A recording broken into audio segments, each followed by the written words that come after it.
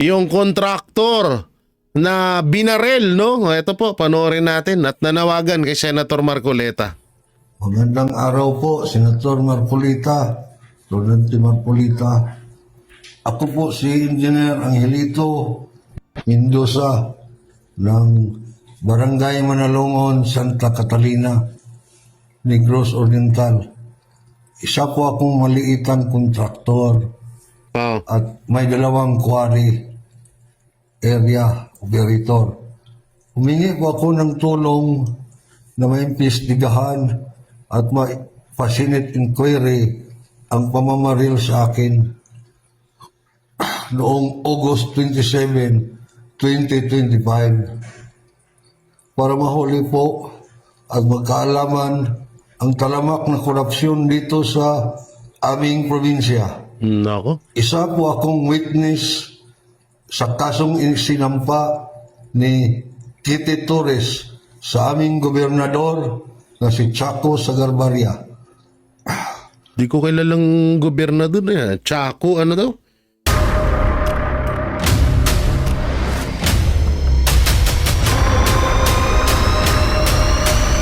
Bago tayo mag-umpisa, baka pwede nyong i-like ang video na to. Malaking bagay ang like sa aming mga content creators.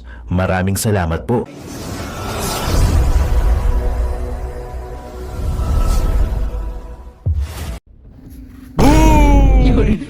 Yun guys, magandang araw sa inyo. It's me again, Boy Sardin sa member ng Maridos Vloggers. Bang bang! Naku po, Diyos ko, napakaganda ng pag-uusapan natin mga babae. Nakita nyo yung preview, unang-una pa lang. Nakaw! Dawit dito si Gobernur. Naalala nyo ba yung Gobernur na yan? No? Yan yung Gobernur na na sumigaw, sabi niya. Sumusuporta kay BBM, tapos BBM walang sumasagot sa kanya. Yan yun. Oo. Kaso mga babayan, sino ba ang may pakana nito? Siyempre, itong mga maliliit na kontraktor, pag pinatawag kasi ito ni Senator Marcoleta, baka ikanta sila. Kaya inuunahan na ginugurgur na yung mga kontraktor na possible na magiging sila, yung mapapahamak. Paktay na. Dito, dawit din dito si Saldico. Siyempre, bata niya yung si Gobernur Sa flood control yan sa probinsya di ba? Yan ang pinag-uusapan na yan. Ito kasi mga babayan, di ba, nabalitaan natin, yung mga kontraktor ipinapatawag ni Senator Marcoleta. Ito sigurong ito sigurong kontraktor na to, maraming lalalaman. Tapos hindi masyadong pumapanig kay Gobernur. Ayan, pinabangbang. Ayan. Kaso nabuhay. Mag-iingat ka, sir. No, wag kang naglalalabas diyan. At sana i-share niyo tong video na to para mapanood ni Senator Marcoleta, mga kababayan. Dapat ito ipatawag tong kontraktor na to dahil ito maraming nalalaman. Para ikanta niya itong si Gobernur, no? At ay pala itong si Sir ay witness. Takaw, witness mga kababayan. Ito dapat yung mga sinusuportahan na dapat ito ang magsalita para ikanta niya yung mga demonyo na mga kontraktor na talagang yung may ulo, yung mga may utak sa ganitong mga pag-ubos ng kayamanan ng Pilipinas, di ba? Grabe, no? At dito rin sa video na ito mga babayan, pag-uusapan, si GC Escudero ay tumanggap ng 30 milyones. Wow, ang laki nun, men. Syempre, wala yan sa preview mga babayan. Panoorin nyo yung video na yan, hindi yan fake news, ha? Ang mismong kontraktor na mismo ang nagsalita na binigyan niya si Senator Chis. Si Escudero. Yun. Tulong daw sa pagkakampanya, binigyan ng 30 milyones. So, ibig sabihin, pag binigyan mo ng 30 milyones si Chis Escudero, syempre, kukunin mo yun sa project. Yung mga simento, tatabangan mo para magkaroon ka ng 30 milyones. Ay, ang galing. Ang galing ni Chis. Syempre, tinanggap yan ni Chis. Paktay ka ngayon, Chis. No? Ayan, nagsalitaan ang kontraktor, mga babayan, ha? Kung panoorin mo kasi, kinukwento ko sa inyo yung laman ng video. Wala yan sa preview mga kumare, panoorin mo yan. Tapos ang nagsalita na si Sir na kontraktor na binangbang, na binarel, ay nasa huli ng video natin. At marami pang pag-uusapan dito. Biruin mo ba naman, pati mga senador nagkakalabasan na talaga mga kababayan. Yung mga testigo, at dito kay Senator Marcoleta mga kababayan, may nag-aali-aligid na mga DPWH na gustong tumistigo, ituro ang mga kawatan. Wow! Ang galing nito, men! Syempre, pag magaling, ang dapat mag-imbestiga niyan, si Senator Marcoleta, syempre. At kabahan na ang kabahan. Dito nga pala mga kababayan, sa preview natin, maikwento ko sa inyo. Ito, kaya umalis din si Saldico, dahil nga, ay maano siya talagang iimbestigahan siya. Ngayon, nag-uutos na itong mga big boss na iligpit na yung mga makakaabala at makakapagturo sa mga kawatan. Nako, parang ano sabi nga ni Tol J dito nagiging drug on war na yung parang ang same ng drug on wars. Ngayon kasi, ang sa panahon ngayon, parang halimbawa ni Tol J, yung pag drug on wars ngayon sa politics, doon sa mga flood control. Syempre, pagka may mga nakakaabala na makakapagturo sa mga big boss na alam nilang maraming nalalaman, ginugurgur na nila. Parang katulad yan sa may drug on war dati, mga babayan. Yung mga big fish sa mga drug lord na alam nila na makakapagturo sa at marami nang nalalaman, hindi ba ginugurgur nila? Sila na lang yung nagpapatayan dati sa about the drug on war na yan ni Tatay Digong. Ngayon, ganoon na rin na nangyayari. Wow! Kaya mag-ingat yung mga dyan, mga sir. Yung mga kontraktor dyan na alam nyo na marami na kayong nalalaman at alam nyo isusunod na rin kayo, magtago na kayo. Hindi, pumunta kayo kay Senator Marcoleta, magsumbong kayo.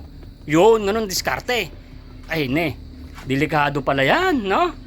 At syempre mga kababayan, nasa hospital ngayon. Yung si sir na kontraktor nasa hospital. Kaso, nabuhay siya. Malamang, baka huntingin ka pa yan dyan, sir. Dapat, meron kang mga alalay dyan, meron kang mga bodyguard. Pagkakataon mo na yan, nabuhay ka, yung buhay mo na yan, gamitin mo para ituro yung mga kawatan. Biruin mo kasi mga babayan, ito pala si sir ay testigo sa isang krimen. O hindi, yung mga testigo about sa mga kawatan. Kita niyo yung si Boy Taba. Yung si Boy Taba, yung hindi na makalakad sa sobrang taba. Ayan, si Governor. Imbestigahan din 'yan. Pero itong si Sir ay file na ng reklamo sa ombudsman doon sa probinsya nila. Pero siyempre matagal lang matagal lang processing. Saka may processing fee dyan. Alam nyo naman, pag mga out of media or out of signal, may traveling fee yan dyan, may travel permit. Alam nyo naman mga babae, pag wala kang pera at wala kang padulas, yung mga pagre-reklamo mo ay may mga traveling permit pa yan. Diba? Syempre mga babae, itong si Sir na napanood natin ay hindi pa siya ganun ka na malaking kumpanya. So pagka ganyan, hindi siya wala pa siyang masyadong pera. Paktay na, wala. Paano yung gagawin, Sir? Ang gawin natin dito mga kababayan, suportahan ito si Tatay. Dapat i-share niyo itong video na to para mapansin ni Senator Marcoleta at ng mga Senator Bato. Kasi itong witness nito mga kababayan ay dapat maipatawag tapos mabigyan siya ng protection. Yung protection ba? Yung may mga bodyguard, maganyan. Witness protection, boy! Dapat mabigyan siya ng witness protection. Kasi delikado to kasi nabuhay po mga kababayan buhay Nasa hospital siya, nakita nyo naman So, ito, yung yung gunman nito, nako, yari ka sa boss mo, hindi mo nadali. Itong pinapatrabaho sa'yo, nabuhay, paktay kayo. Magkakaturo-turuan na to mga babayan. Ito na yung pinakamagaganda na nangyayari at nagiging, nagiging karma ng mga big fish, no? Yung mga big fish na pwedeng maituro ng mga ganitong mga witness. Ayan. Binigyan ng pagkakataon, sir, yung buhay mo, gamitin mo na lang. Tapos maituro mo, mapakulong natin ang mga kawatan na yan. Mag-iingat ho kayo. Okay, so panoorin din itong full video mga babayan At yung nagbigay ng kontraktor na 30 million kay Chis Escudero, panoorin nyo mga babayan. Nandito sa may gitna ng video natin. Huwag nyong skip yung video para yung balita na mapapanood nyo ay kompleto, hindi yung laktaw-laktaw, para alam nyo naman yung ating mga pinag-uusapan. At kung nagustuhan mo itong video na to, mga kumare ko dyan ng mga maganda at mapupula ang mga lips at mga serpong mga gwapo, wow, huwag nyo kakalimutan i-like yung video na to. Pagkatapos ng video, like mo, or pagka-panood mo pa lang, like mo na. Tapos may darating na ads dyan, huwag mong i-skip kasi pantulong natin yan sa mga mahirap natin mga kababayan na tinutulungan ni Boy Sardinas. At kung bakit ba ako tinawag na Boy Sardinas, nasa huli rin ng video. Kung bakit ako tinawag na Boy Sardinas, panoorin mo hanggang dulo. Di ba? Shoutout sa mga kumare ko dyan na palagi nakasuporta sa mga DDS na tulad namin. Yan, shoutout. I-subscribe nyo rin si Tol J at lahat ng buong Banateros Brothers. So ano pang hinihintay nyo? Panoorin nyo ito. Napaganda ng video na to, mga kababayan. Kasi yung clips na napanood nyo dyan, preview pa lang yan. Panoorin nyo ng buong buo itong video na to. Play mo na yan, boy! Let's go! Flood control contractor na nagbigay ng 30 million kay Escudero. Eto na, panoorin natin. Pakita natin. Sige nga. Ang tanungan kahapon para meron na kasi tayong mababanggit pero ito ay dun sa paraan at dun sa pagkuha ng impormasyon, tama po yung ginawa niya. Ano nga pakinggan po natin. Meron po ba kayong kamag-anak, asawa o kaya kapamilya na nasa gobyerno ngayon? Yes po, Your Honor. At sino po sila? At ano ang kanilang posisyon? Po, Sino po sila? Yung sinasabi niyong kamag-anak ninyo. kapatid ko po, Your Honor. And what is his position in government? Mayor po ngayon sa isang bayan sa Sorsogon po. Saan po? Sa Sorsogon? Sa Sorsogon. Sir. Aside from your brother or is that sister? Wala po akong sister. Sino pa po? Maliban Brother ko doon? po, city councilor din po sa Sorsogon. Maliban doon sa dalawang nabanggit ninyo, meron pa ba kayong ibang kamag-anak? Wala Na na po. nasa government? Sa pagkakaalam ko po, wala na po. How about business partners? Do you have any business partners who are in government? Wala po, Your Honor. In the last elections, last two cycles of elections, 2022 and 2025, kayo po ba ay nagbigay ng donasyon sa sino man na kumandidato, whether local or national, Yan na. sa huli mga eleksyon? Yan na. 2022, Your Honor? Yes. Yes po, Your Honor. Kanino po? Ang ganda ng ang ganda ng pagkaka-script nito, ha? Talagang ganda ng batuhan, rekta agad sa tanong na 2022. Kung sino yung talagang rekta agad doon, halatang hindi alam ng congressman na may binigyan etong lalaki na to nung 2022. Hindi alam. Layo nga, hindi nga masyadong halata. Po yun. Kay Senator Cheese po. Escudero. Senator Cheese Escudero. Yes po. Aside from Senator Escudero, may I know if there have been other candidates for either national or local positions that you gave donations to? Wala na po, Your Honor. And more or less, magkano daw ang inyong na-donate sa kampanya ni Senator Cheese? 30 million po, Your Honor. 30 million pesos. Yes, Yes, this po. was during the time that you already had government projects. Is that right? Ano po? Sorry, Your Honor. Nung panahon na yun ay kayo ay meron ng mga proyekto o kontrata sa gobyerno. Yes po, since 2009 po. Oh. Thank you. Yan na, grabe ganda nung script, no? Talaga yung tanungan nila, rektahan agad eh. Kayo ba ay noong 2022, kayo ba ay may ilang bunan ng blessing para mga kandidato? Rekta agad sa 2022. Ayan. 'Di ba? Yun. Oo. So ang lang ang gustong palitawin ni Chaljok, no? Naidlip ako eh. Na umamin yung contractor na siya ay nag-donate kay Senator Cheese noong eleksyon. Okay. Campaign donor. Oo. Di ba? Yan yung nila ngayon, yan yung palabas nila, no? So, eto ba, sunod-sunod rin na nandito, no? Ang lupit ng script nila, no? Hindi halata, no? Hindi halata, oh. Ganun kalupit. Hindi alam. Wala. Hindi masyadong halata yung gawa. Nagpaparamdam ang ilang kontraktor at opisyal ng DPWH na interesado silang tumestigo kaugnay sa umunoy mga anomalya sa flood control projects. Ayon po yan kay Senator Rodante Marcoleta. Nakatutok si Ian Cruz.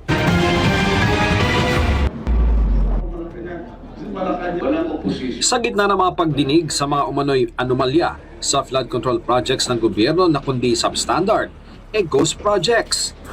May mga interesado raw na tumestigo na nagpaparamdam na kay Senate Blue Ribbon Committee Chairman Senador Rodante Marcoleta. Nako, nagpaparamdam na. Kaya lang, ang aking sinasabi, gusto ko munang makita yung extent ng kanilang sasabihin bago. Kung wala namang bago, paano naman? So, pinakamaganda, ma-determine natin. Ano ba sasabihin mo? Meron ka bang ituturo? Magtatapat ka ba? Pagkatapos, saka natin titimbangin. Ilan daw dito ay mga kontraktor pero may mga taga DPWH rin. Kinukumbinsi yung nagtapat eh. Marami kasing nakarinig. So sabi ko, puro dinig lang yan. Gusto ko, meron talagang lilitaw na magsasabi.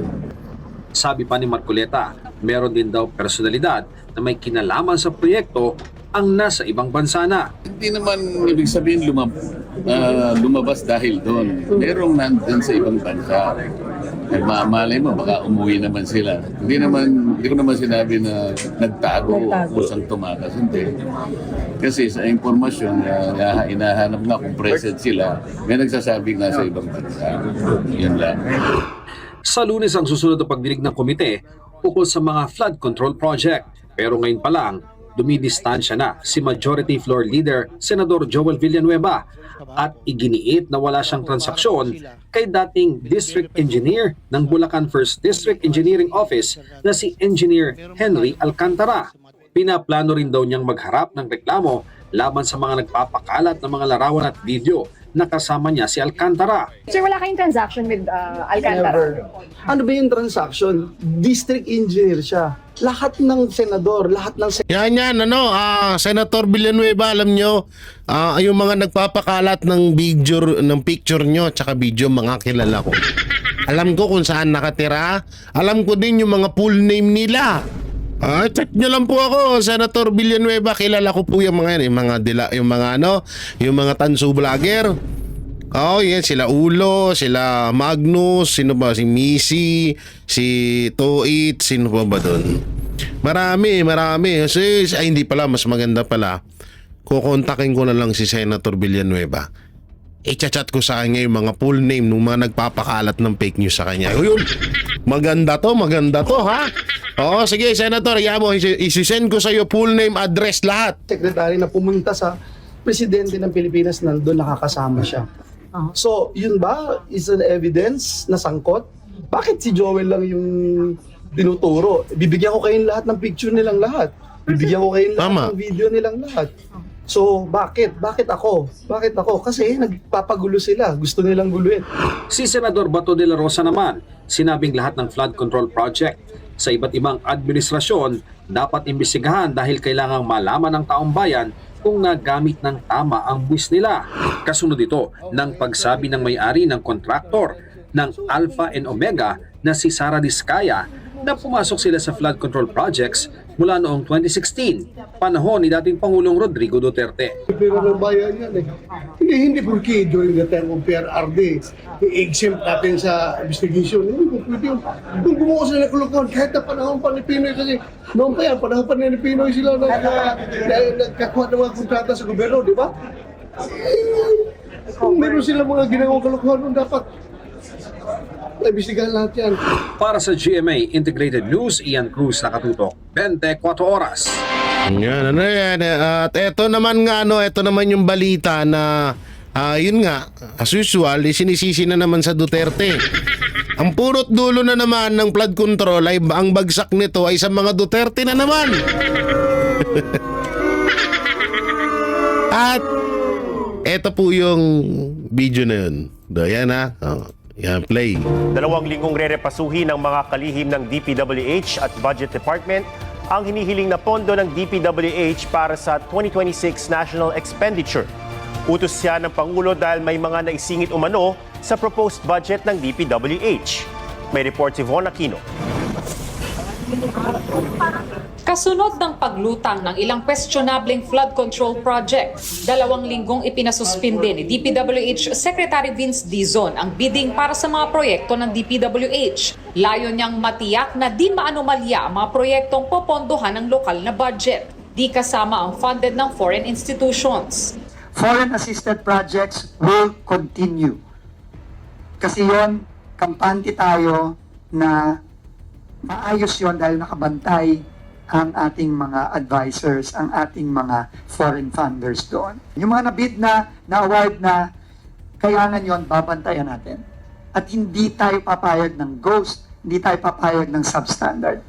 Pinarerepaso naman ni Pangulong Marcos ang hinihinging budget ng Department of Public Works and Highways o DPWH para sa taong 2026. Meron pa rin daw umanong naisingit sa 880 billion pesos na proposed DPWH budget. Kasunod niya, nagkasundo sina DPWH Secretary Vince Dizon at Budget Secretary Amena Pangandaman na sa susunod na 2 linggo ay uupuan nila ang budget ng DPWH sa 2026 National Expenditure Program o NEP.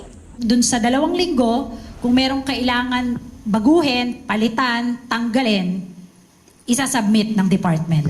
Kung completed na, o di tatanggalin natin. Kung doble ang entry, o di tatanggalin natin yung isa. 15,000 projects na nakapaloob sa NEP ang kanila raw iisa-isahin. Balak ng 2 kalihim na gamitin ang teknolohiya para mas madaling matukoy ang mga questionableng item. Dahil DPWH lang naman ang may problema, hindi na raw kailangang ibalik ang buong NEP sa Department of Budget and Management o DBM. Taliwas dyan ang tingin ng ilang kongresista. Mungkahin nila kay House Speaker Martin Romualdez, ibalik ang buong NEP sa DBM para linisin ang mga questionable o manong insertion. Ang problema namin talaga is ayaw namin tanggapin itong basurang trabaho, no? Tapos kami na naman ang masisisi. If we don't touch it, di parang complicit na kami sa lahat ng kalokohan. Ulol! Tigilan nyo kami sa mga ganyang paandar nyo. Babasahin natin, ha? Basahin natin. Ayan, o. DPWH budget sa 2026, no? Expanded the program, re-respetuhin ni na Dizon. Ano pa ba to? Pangandaman. Oh, yan, ha. So dito, ito yung isa sa mga sinasabi din na baka nga binubulag lang tayo. Na baka focus tayo ng focus sa flood control, nakaw naman nakaw dun sa kabila naman. Kaya nga tama talaga yung sinabi ni Vice President Sara Duterte na lahat dapat imbestigahan, hindi lang sa flood control. Eto na nga yun, no? Oh, yan, no? Sige, Puno, pasalita. Kung makita at ituro nila, ito ang mga andito pala si Dengue. executive insertions na hindi nararapat at hindi sang-ayon sa kumpas ng presidente. Then that will be the time that Congress can efficiently exercise or oversight powers. Handa raw ang mga kongresista na kanselahin ang break nila sa October 10 hanggang November 11. So utang na loob pa namin sa inyo yun. Maipasa sa tamang panahon ng 2026 NEP. Hihilingin nila sa kanilang mga miyembro na simula bukas, huwag munang dumalo sa budget hearings hanggang hindi nare-resolba ang issue. Ang galing. Wala parutugon sa kanila si Romualdez.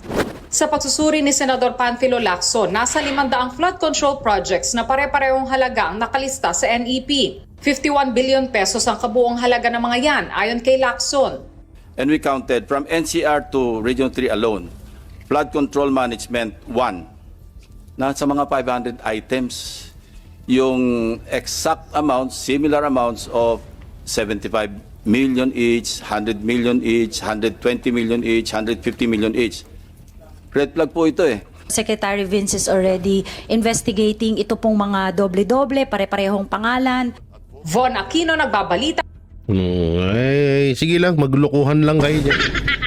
Dito tayo sa interview ni Ma'am Soto dito sa isa sa mga congressman na isa rin sa parang na parang parang si Toby Tiangco din ang datingan nito. So panoorin natin. Tawagan ka at imbitahin dito dahil nga kasi sang-ayon kami sa'yo. Nababanggit na namin since this flood control project started, itong malaking iskandalo na to kung saan trilyong piso nga po ng kaban ng bayan ang talagang nalustay, no? Dahil nauwi lamang sa bulsa ng mga korap, no? Ng mga mandarambong na sana magkaroon ng, meron bang pangangailangan para sa isang batas to protect the whistleblowers? Kung Albi, kasi as of now, meron tayong witness protection program na under the Department of Justice. Kung saan, correct me if I'm wrong, ang nakatuon ito sa mga nais na magsiwalat ng impormasyon, kamukha dito sa sa krimen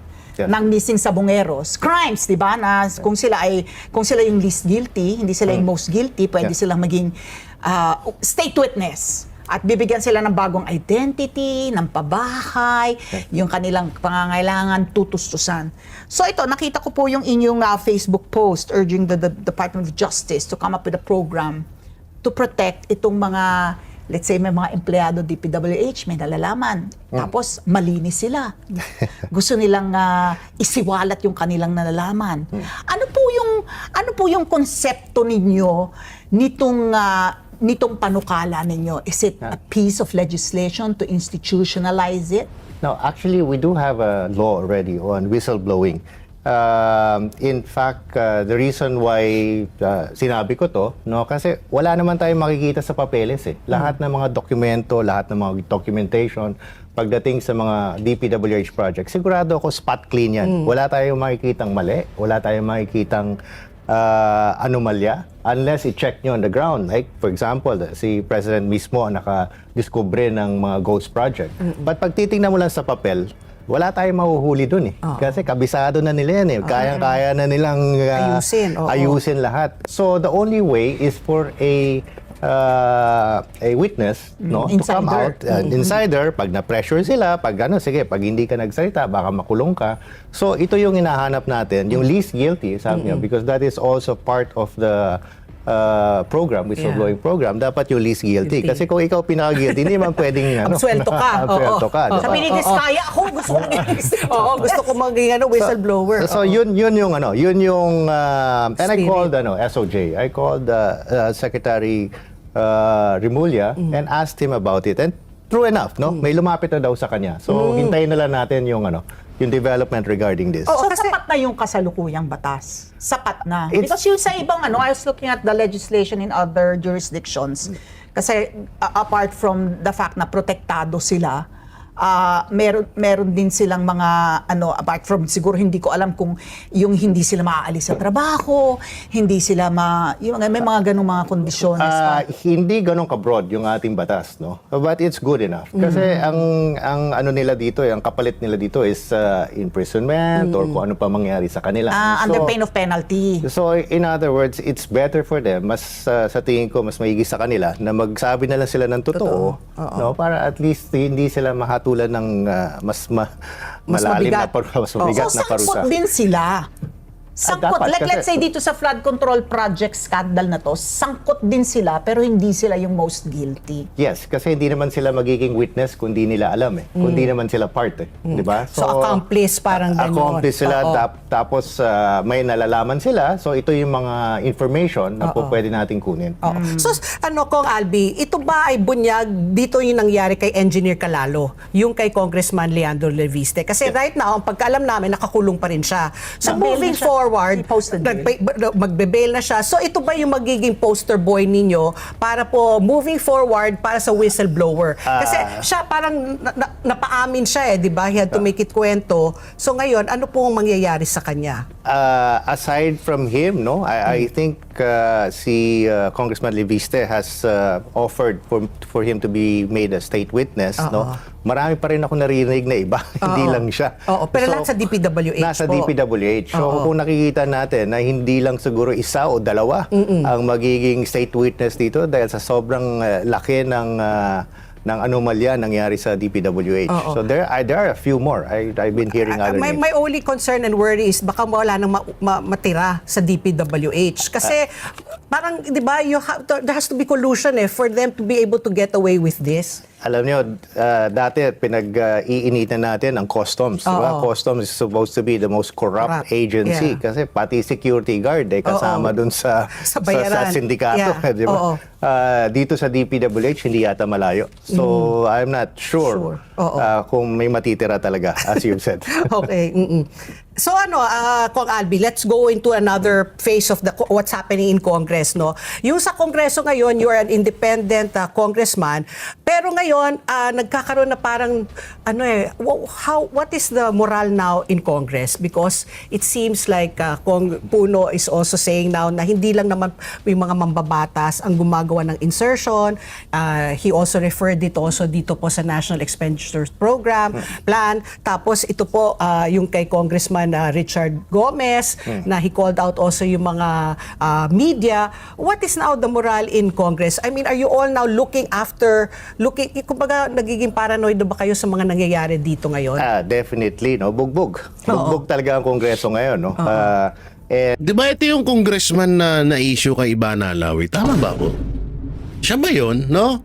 Parang siya yun no? Pero etong congressman na to, ay isa din to sa mga kasamahan ni Congressman Tiangco na isa sa mga maaasahan din natin pagdating sa Congress mapatungkol sa issue ng flood control.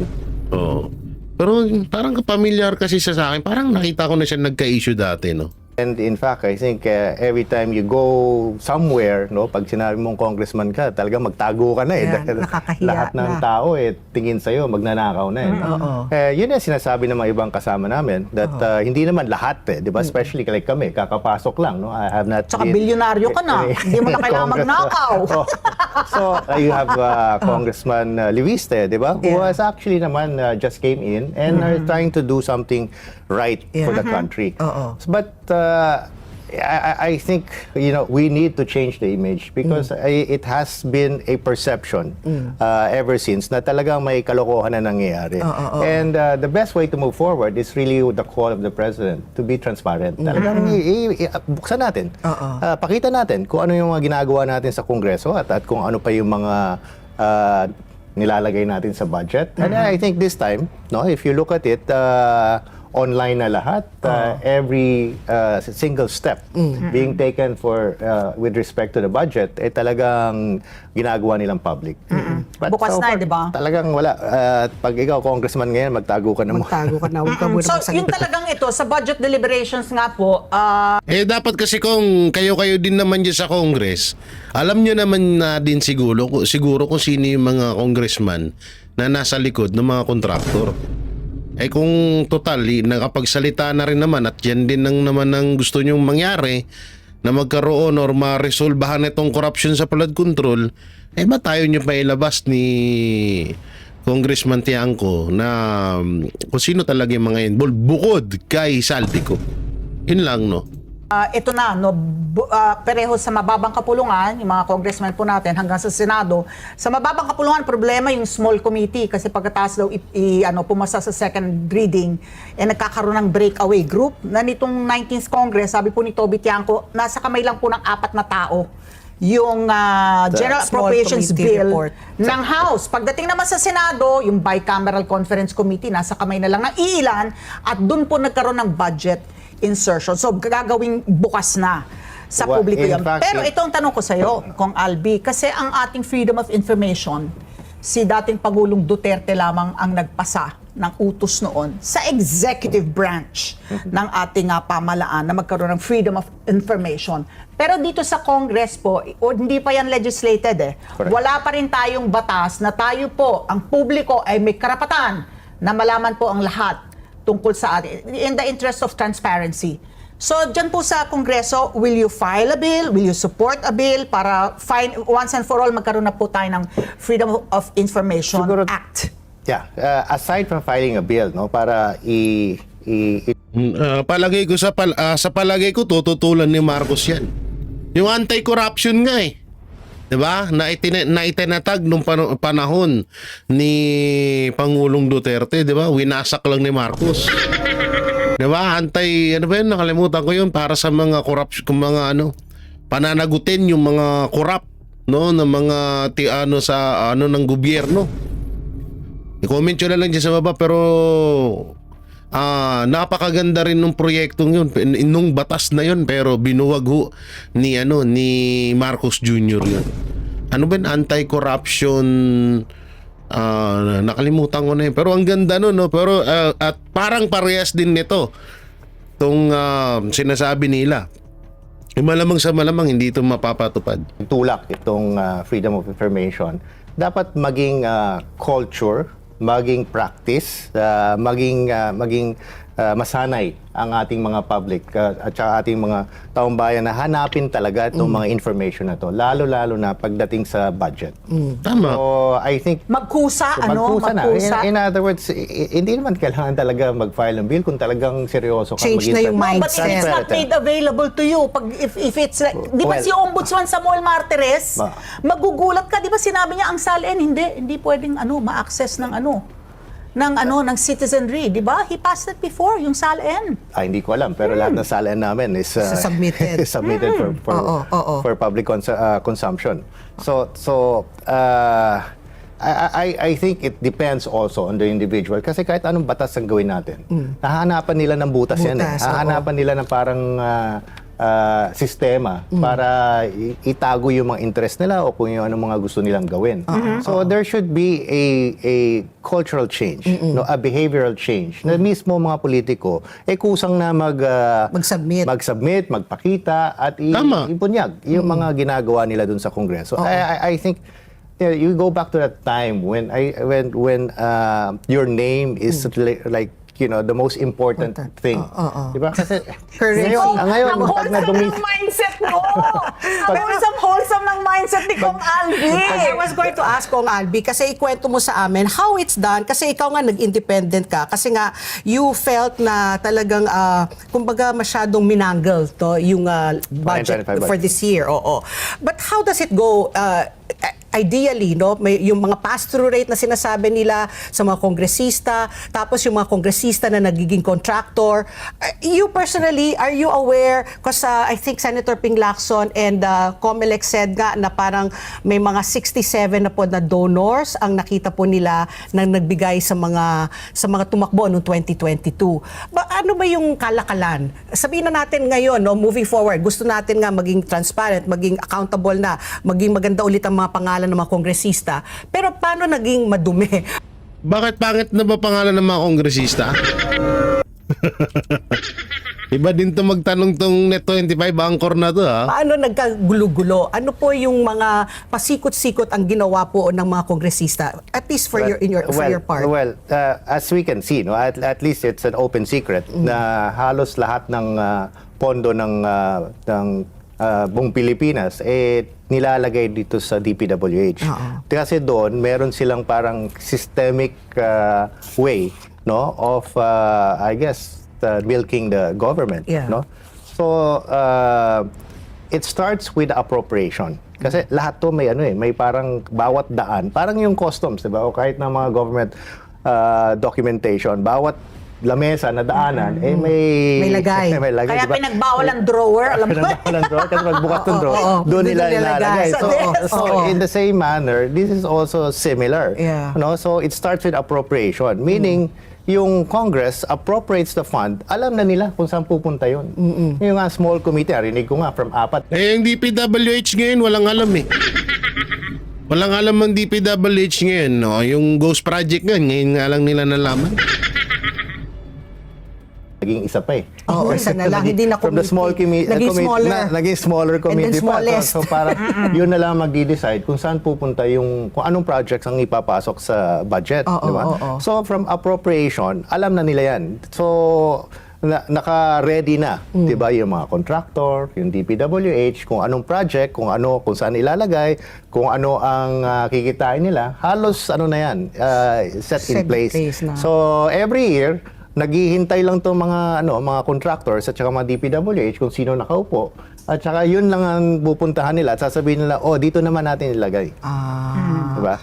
And so because of, sabihin na natin, competition, di ba? So, siyempre, ang daming project yan. Sino pipiliin nung magde-decide kung saan ilalagay? So, siyempre, palakihan naman yan. Sasabihin nila, sa amin, ganito na ang bibigay namin. Ganito namin. And that created Malaki ng lagay. Malakahan ng lagay. Palakasan din ng mga backer. Ganun yung nangyayari. So masyado nang mahaba tong interview na to. Siguro ibukod na lang natin yan. So eto kasi may mas maganda kasing balita akong ipapanood sa inyo. Wait lang ha. Nasaan na yan? Eto. Yung kay Villanueva. Eto. Hindi na nakapagpigil si Senador Joel Villanueva sa alegasyong may kaugnayan siya kay controversial former district engineer Henry Alcantara. Ang mga nagpapakalat ng anyay fake. Ay, ano pala to na napag-usapan na natin. Eto. Yan. Walang takas sa investigasyon na ang ilang senador na umano'y may koneksyon sa flood control contractors. Partikular dito ang mga tumanggap umano ng campaign donations. Narito ang agenda report ni Hannah T. Sureball na tatalakayin ng Senado ang koneksyon ng ilang senador sa contractors ng flood control projects. Yan ang pagtitiyak ni Senate Minority Leader Tito Soto. Sa kabila kasi ng pagiging present ng top 15 firms sa nakaraang Blue Ribbon Committee hearing, tila obvious na hindi sila tinanong tungkol sa koneksyon sa mga senador. Assurance ni Soto, posibleng upuan ito ng Senate Committee on Electoral Reforms, lalo na't ilan sa mga kontratista na Yan magbubukod na naman siguro sila ng isa pang komite. Para dito na naman ibig sabihin dalawa na, Ang galing. Yung campaign donor nila sa eleksyon. Oras na nagtawag ng electoral reforms because based on the bill. Sino ba ngayon? Ando doon ng COMELEC. Hindi maaaring ando ng COMELEC. Hindi maaaring may magtanong niyan.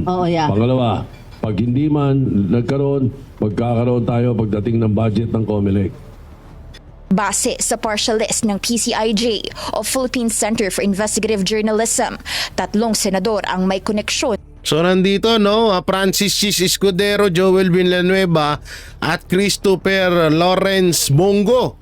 Alam nyo dito hindi ko alam bakit dinadawit si Senator Bongo dito sa issue ng na to ng mga mga tawag dito mga senador na binigyan ng donasyon ng mga kontraktor na nagtatrabaho sa DPWH.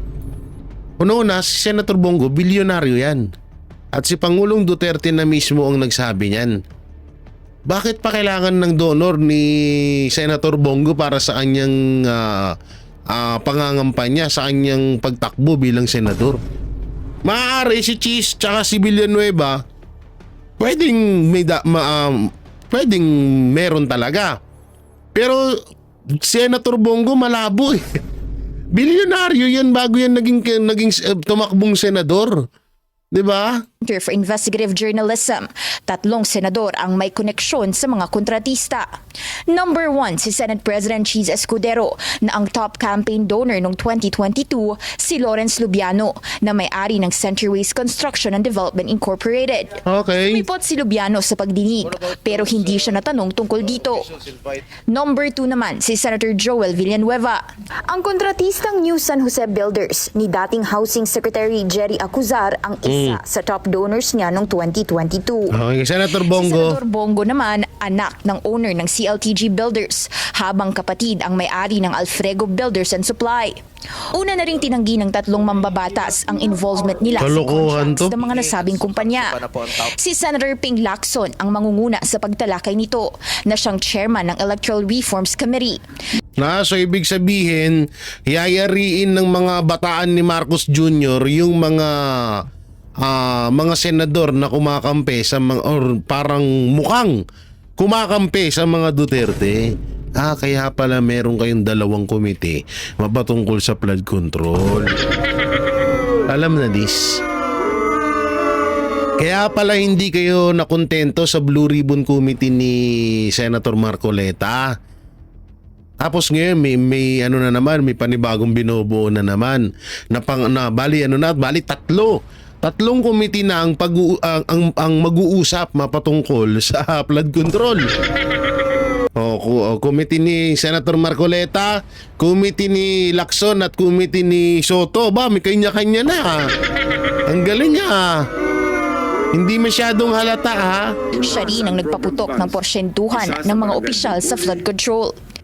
Alam mo, aside from being very good PNP chief, chief of police, magaling na investigador yun. Posibleng sumalang din sa Q&A si Senator Mark Villar pagdating ng budget deliberations ng DPWH. 2016 na. Ito na naman. Ito yung sinasabi ko. Mali lang yung na-play ko kanina, pero ito yung sinasabi ko kanina sa inyo. Na puputok na naman dito, itong investigasyon ni Lacson at ni Soto, mapatungkol sa flood control, puputok sa mga Duterte. Ang lupit. Hindi rin kasi siya tinanong tungkol sa role nito sa flood control projects bilang kalihim noong Duterte administration. Tiniyak ni Soto na walang agreement para pagtakpan ang kaugnayan ni Villar sa issue. Wala naman kami ganun. Wala naman, hindi naman nabibring up pa Sana nga. Ewan ko kung mabibring up sa susunod na hearing pa sa... Sana nga! Pero paggawa ng batas nito, kailangan yung mga nakakaalam ay dapat tanungin natin. Hindi raw pwedeng hindi balikan ang nangyari sa 2025 budget kung pag-uusapan ang pondo para sa susunod na taon. Lalo na't lumobo ng 1 trillion pesos ang pondo ng DPWH this year. Hindi na lang yun Hindi na lang din yun Yung utang na lang ng Pilipinas 3 years ay halos 5 trillion ang tinaas sa loob ng 3 taon na administrasyong Marcos. Doon ka pa lang Yun pa lang napakalaking halimbawa na na talagang grabe itong administrasyon na to. Grabe ang nangyayaring korupsyon sa bansang Pilipinas. Habang pumutok din ang issue sa budget insertions na di umano'y pakana ng ilang mambabatas. Para sa agenda. Nako, so dito na tayo mapunta. Yung kontraktor na binarel, Ito po, panoorin natin at nanawagan kay Senator Marcoleta. Magandang araw po, Senator Marcoleta, Rodante Marcoleta. Ako po si Engineer Angelito Mendoza ng Barangay Manalongon, Santa Catalina, Negros Oriental. Isa po akong maliitang kontraktor at may 2 quarry area operator. Humingi po ako ng tulong na maimbestigahan at ma-facilitate inquiry ang pamamaril sa akin noong August 27, 2025 para mahuli po at magkaalaman ang talamak na korupsyon dito sa aming probinsya. Isa po akong witness sa kasong sinampa ni Kitty Torres sa aming gobernador na si Chaco Sagarbarria. Di ko kilalang gobernador na Chaco, ano daw? Chaco Bidergaria. Gobernador Gob Chaco.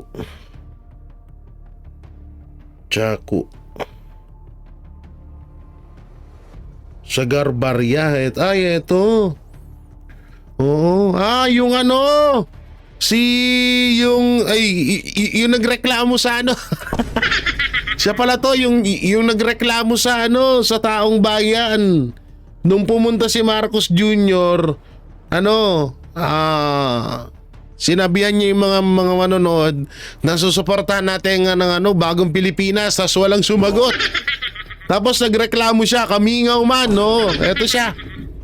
Yung ito para ito pala.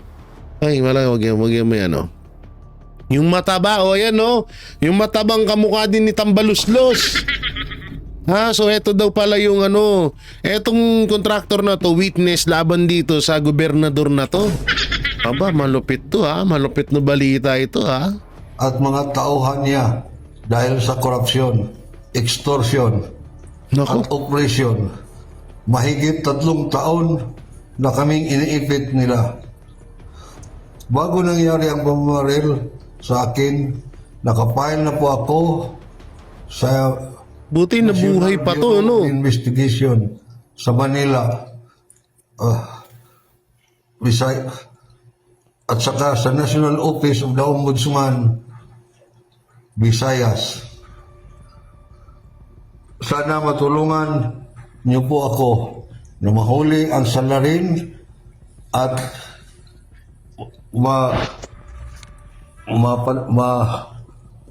bigyan niyo po ako ng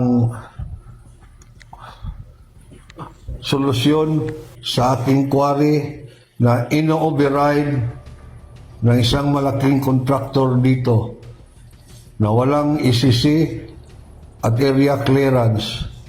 Nako. Maraming salamat po. So yan, no, yan po yung video.